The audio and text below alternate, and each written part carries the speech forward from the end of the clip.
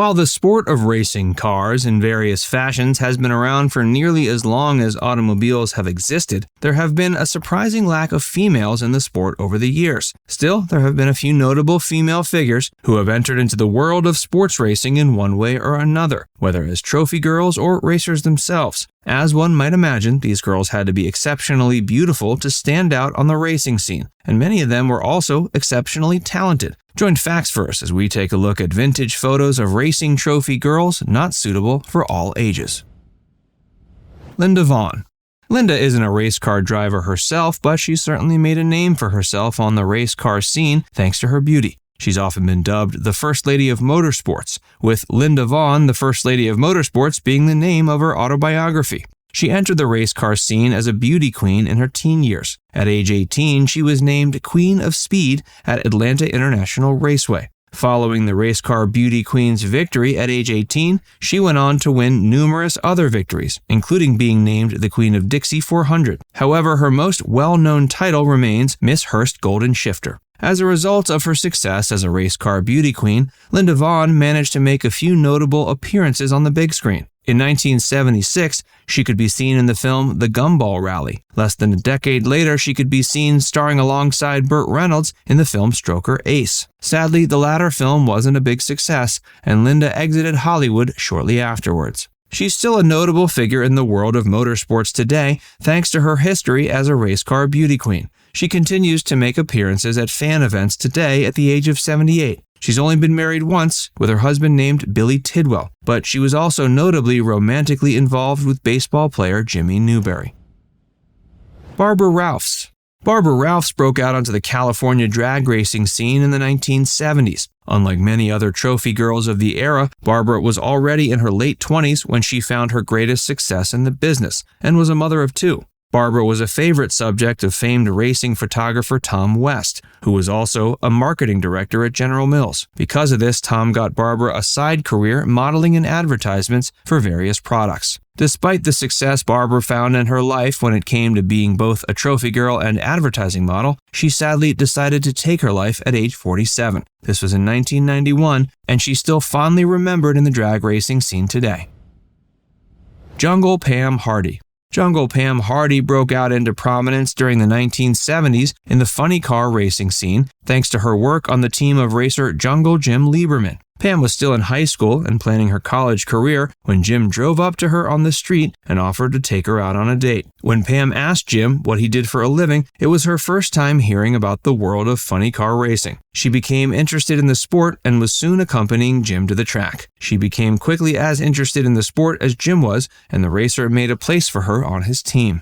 At first, Jungle Pam's duties were to place Jim's funny car on the track before each race. But as she became more experienced in the world of racing, she was able to handle more and more duties. However, changing regulations later in the 1970s made it so Pam could no longer be on Jim's team. Sadly, many fans of the sport felt Pam was drawing people to funny cars for the wrong reason. Namely, they felt Pam cared more about her looks than racing. Soon after Pam was kicked off the team, tragedy struck when Jungle Jim was killed in a car accident unrelated to racing. Jim died in 1977, after which point Jungle Pam left the funny car racing scene for good and has lived a relatively normal life since. Despite the fact that Jungle Pam is no longer involved with the racing scene and hasn't been for decades, she continues to appear at fan events and keep the memory of Jim alive.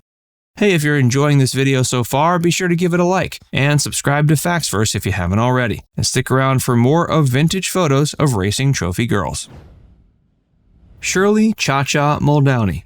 Linda Vaughn may have been known as the First Lady of Motorsports, but Shirley Cha-Cha Muldowney was known as the First Lady of Drag Racing. This title may have been more appropriately applied to Shirley, as she actually had what it took to get out on the track. Shirley was born in 1940 and got into cars when she met a local mechanic named Jack Muldowney. The two went on to get married, with Shirley taking his name. With Jack's help, Shirley ended up getting into the world of drag racing. She won 3 NHRA world titles with wins in 1977, 80, and 88. She continued drag racing even after a near-fatal crash that broke her pelvis. She retired in 2003, and she's still around today at age 81. In addition to her contributions to the world of drag racing, Shirley also founded the charitable organization Shirley's Kids. In 1974, she was immortalized in the biopic Heart Like a Wheel, which featured actress Bonnie Bedelia playing her. The film featured a titular theme song by artist Linda Ronstadt and stands as a glowing tribute to a woman who carved an unlikely path for herself in drag racing.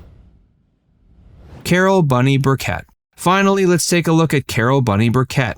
Carol was born in Franklin, West Virginia on May 29, 1945. She and her mother were abandoned by her father, who had been away serving in World War II when she was born. As a result, she grew up in a life of poverty. During her teen years, Carol met a man named Miriam Burkett, who went by Mo. It was Mo who first got Carol interested in the world of drag racing. Apparently, the young man took Carol to Old Dominion Dragway during one of their first dates. Upon seeing what drag racing was, Carol told Mo she wanted to be a driver. Mo laughed at the idea, as the notion of a female drag racer was considered absurd at the time. There was also the fact that Carol didn't even know how to drive then. Despite the world seeming to be against her in these aspects, Carol managed to convince Mo to teach her how to drag race. When it became apparent that Carol was taking her dream of drag racing seriously, Mo decided to support her. The two tied the knot, and Mo took out a loan shortly afterwards to buy Carol a race car. The two married when Carol was only 16. She had her first child at age 17 and her second at 18.